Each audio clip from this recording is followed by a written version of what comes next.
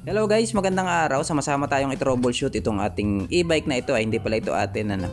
At dati nating e-bike, ang naging problema nito ay ganyan. Meron siyang voltage kapag binuksan, and then pag tino-throttle natin, ganyan siya.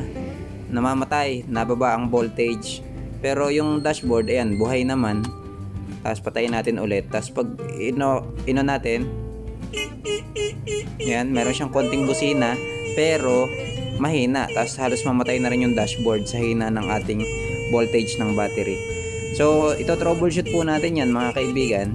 Syempre ang ating gagawin muna ay subukang maigi kung talagang ayaw gumana. Pag ayaw, ganito po ang ating sunod na gagawin. So yun guys, kapag nagkakaganon po, syempre i-check muna natin yung voltage ng ating battery. Kung naka lead acid battery po kayo, i-check nyo po kada battery kung nasa tamang voltage. Pero dito po kasi naka live PO4 po tayo. So check na lang natin yung overall voltage niya.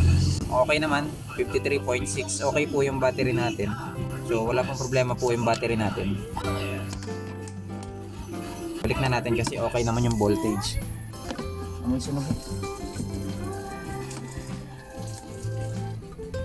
So yan guys, habang tino-troubleshoot natin ay tinitingnan ko itong ating fuse sa e-bike. Nakita ko siya para siyang bloated at parang may konting sunog. So check natin, bunutin natin. So ayun mga kaibigan, nung nabunot nga natin ay ayan nga pala, naputol na siya dahil nga nagato na yung plastic ng ating fuse. So ngayon kailangan natin siyang palitan.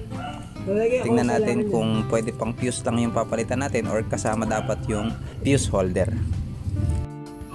Ayan mga kaibigan, pinalitan na rin natin to. Papalitan na rin pala kasi masyado nang nabulok yung loob. Kaya ayaw nang gumana siguro. Try natin pag napalitan. Ito yung binili natin. Ayan, may presyo pa. 85. Tutong lang natin dito.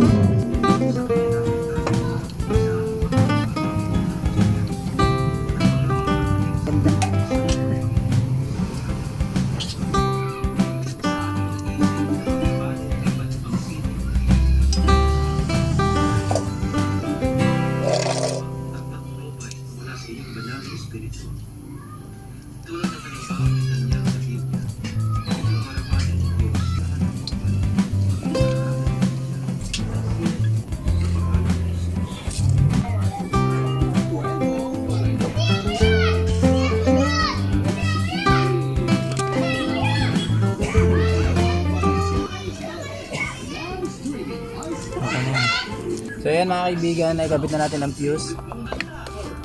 Testingin natin kung mabubuhay na ngayon itong e-bike na ito. Buhay naman siya kaso namamatay pag sinisilin niya doon. Testingin natin.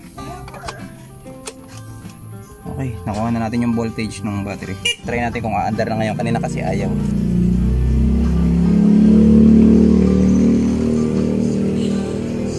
Yun. Aandar na. Kakabit ko lang mga upuan. Testingin natin dito sa labas. Testingin kung nagana na sa kanya. Baka sa kanya ayaw